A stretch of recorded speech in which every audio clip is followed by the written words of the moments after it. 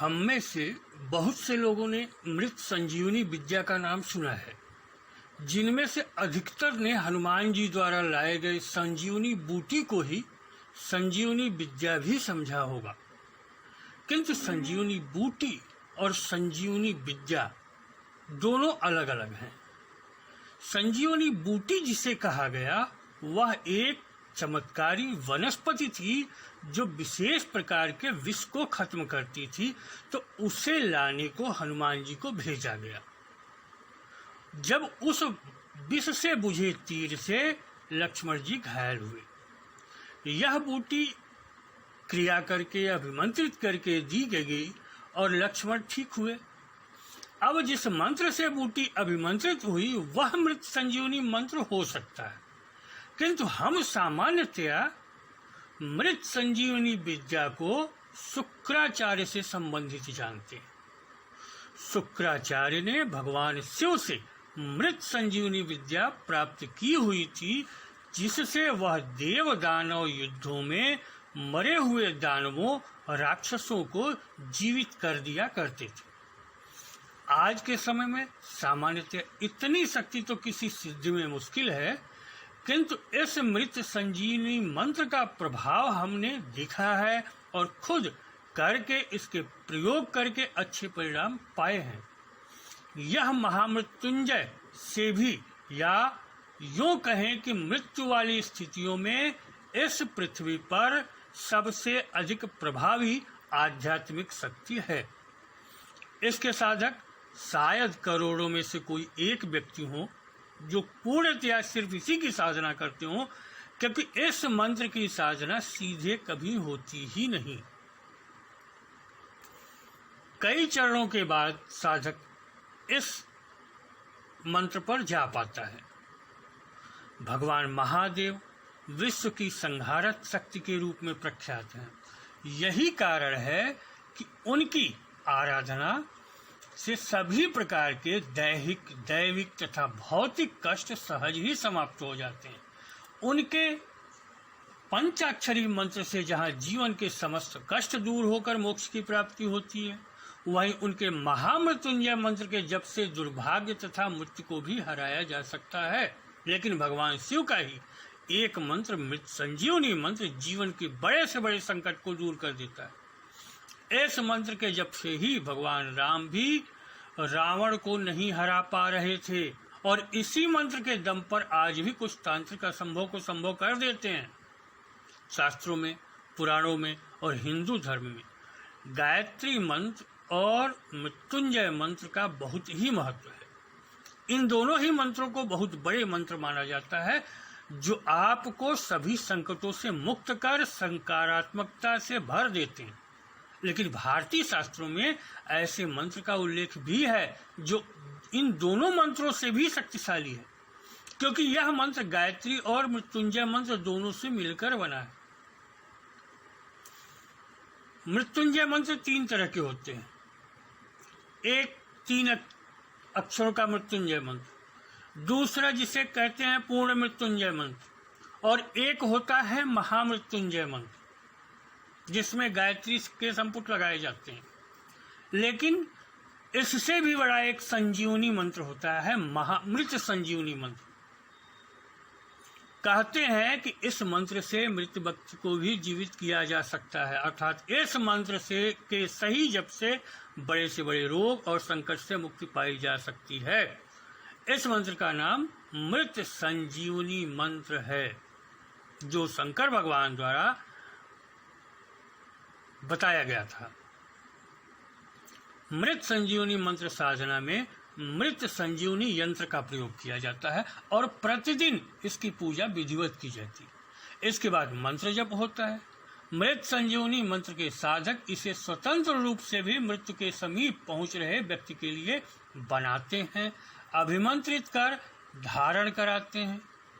Cancer, हृदय रोग, ads, गंभीर दुर्घटना, हृदय की खराबी, किडनी की खराबी, मस्तिष्क आघात जैसी बीमारियों अथवा जब भी मृत्यु की संभावना बन रही हो, किसी गंभीर रोग का आक्रमण हो रहा हो, इसका प्रयोग किया जाता है।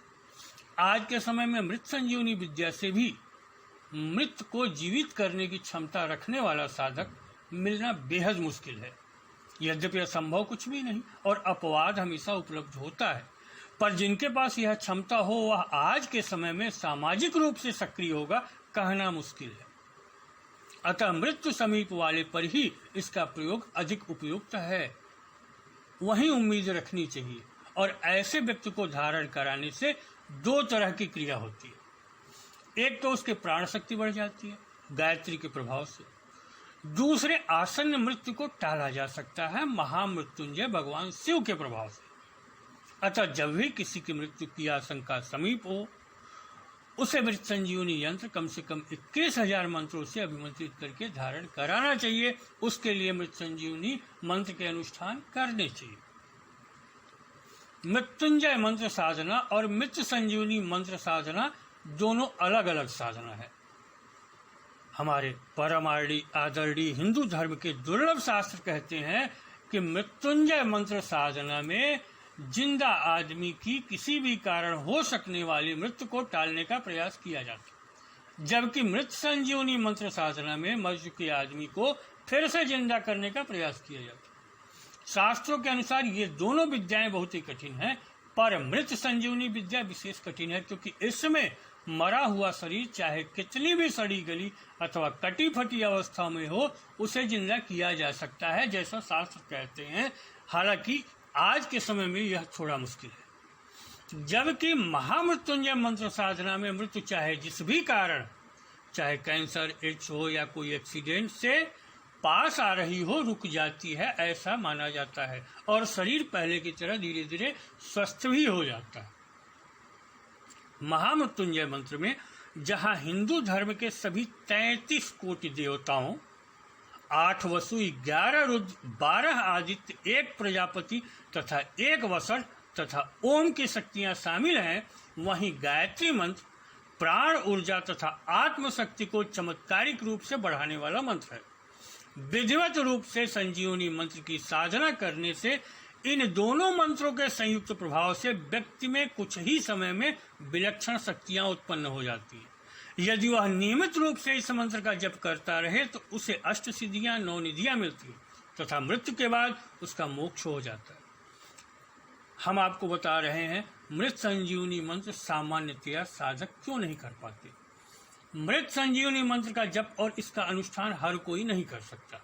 या तो यह गुरु दीक्षा के बाद गुरु द्वारा दिया गया हो, अथवा ऐसा ब्राह्मण जिसने गायत्री और महामृत्युंजय दोनों ही मंत्रों के कम से कम 5-5 लाख जप कर लिए हो, वह भी गुरु द्वारा अनुमति मिलने पर ही इस अनुष्ठान को कर सकता है। इसका किसी पर प्रयोग करने से पूर्व अथवा इसके यंत्र निर्माण और प्रतिष्ठा के पूर्व साधक को कम से कम इसका 1.25 लाख का पुरस्चरण आवश्यक होता है, तभी वह यंत्र में शक्ति ला पाता है।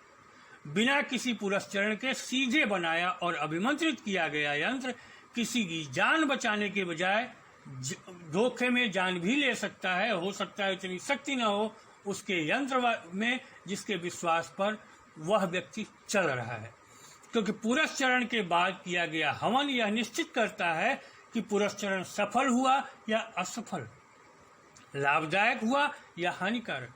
पुरस्चरण अथवा मंत्र जप में हुई त्रुटि महाक्षति करती है। गायत्री को सौम्य शक्ति कहा जाता है, किंतु वास्तव में यह सौम्य नहीं समग्र शक्ति है, जिससे हर उद्देश्य पूर्ण होते हैं। यही सावित्री भी है और यही महाकाली भी है। एक तो इनकी शक्ति ऊपर से महाकाल मृत्युंजय की शक्ति जब एक साथ संयुक्त हो तो उस ऊर्जा का अनुमान भी नहीं लगाया जा सकता। मृत्युंजय मृत्यु रोकते हैं और गायत्री पुनर्जीवन देती हैं। आध्यात्म विज्ञान के अनुसार संजीवनी मंत्र के जप से व्यक्ति में बहुत अधिक मात्रा में ऊर्जा पैदा होती है, जिसे हर व्यक्ति सहन नहीं कर सकता। नतीजतन कुछ 100 जप करने में ही व्यक्ति पागल हो सकता है या उसकी मृत्यु तक हो सकती है। यदि उसका पूर्ण नाद और स्वर से जप किया जाए तो इसे गुरु की सानिध्य में ही सीखा जाता है। किताबों में मंत्र मिल जाता है, लेकिन करना उतना ही कठिन होता है और धीरे धीरे अभ्यास के साथ इसका मंत्र जप बढ़ाया जाता है। इसके साथ कुछ विशेष प्राणायाम और अन्य योगिक क्रियाएं भी सीखनी होती हैं ताकि मंत्र से पैदा हुई असीम ऊर्जा को संभाला जा सके। इसके साथ विशेष तकनीकियां भी संयुक्त की जाती हैं। इसीलिए इन सब चीजों से बचने के लिए इस मंत्र की साधना किसी अनुभवी गुरु के दिशा निर्देश में ही करनी चाहिए। इन्हीं कारणों से इसे सामान्य लोगों और यहाँ तक कि अच्छे से अच्छे साधक को भी करने से मना किया जाता है।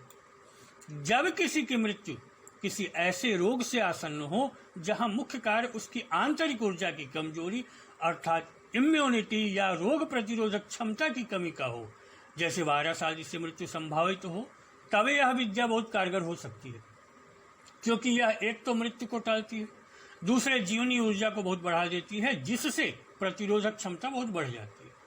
तीसरा यह करती है यह विद्या कि इससे असीम ऊर्जा उत्पन्न होती है जो व्यक्ति को स्वस्थ कर सकती है। मृत संजीवनी मंत्र इस तरह से है: ओम होम जुम सह ओम भूर्भुवः स्वः ओम त्र्यंबकं यजामहे ओम तत्सवितुर्वरेण्यं ओम सुगंधिं पुष्टिवर्धनम् ओम भर्गो देवस्य धीमहि ओम उर्वारुकमिव बन्धनान् ओम धियो यो नः प्रचोदयात् ओम मृत्योर्मुक्षीयमामृतात् ओम स्वः ओम भुवः ओम भुः ओम सः ओम जुम ओम हौम ओम। इस मंत्र को हमने पहले जो मृत संजीवनी विद्या से संबंधित वीडियो बनाया है उसे लिखित रूप से दिया है, किंतु यहाँ पर हम लिखित रूप से नहीं दे रहे हैं, क्योंकि हर कोई इसको करने का प्रयास कर सकता है जिससे नुकसान हो सकता है। बिना गुरु के निर्देशन में, जानकार के परामर्श के नहीं किया जाना चाहिए। विशेष रूप से इस विद्या के बारे में हम कहना चाहेंगे कि इस विद्या और इस यंत्र का प्रयोग केवल विशिष्ट परिस्थितियों में ही किया जा सकता है, जबकि मृत्यु से बचने का कोई अन्य विकल्प न सूझे। यह बेहद तीव्र उपाय है और बेहद पवित्र भी। इसके साथ सावधानियां भी रखनी होती हैं। संजीवनी यंत्र का निर्माण या तो इसके साधक से हो या कम से कम जिसे कोई उग्र महाविद्या सिद्ध हो उसके द्वारा हो।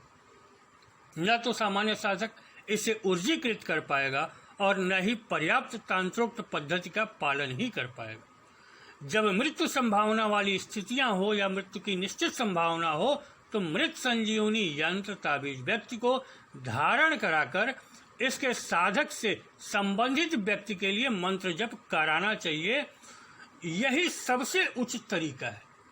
जो इस मंत्र का साधक नहीं है उसे यह मंत्र नहीं करना चाहिए।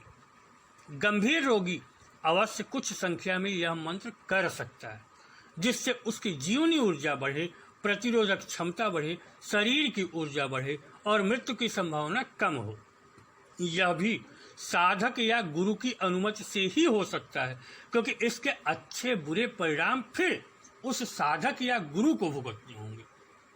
वह अपने ऊपर इन जिम्मेदारियों को लेगा। इस मंत्र का प्रभाव अचूक और निश्चित है और यह जीवन बचा सकता है।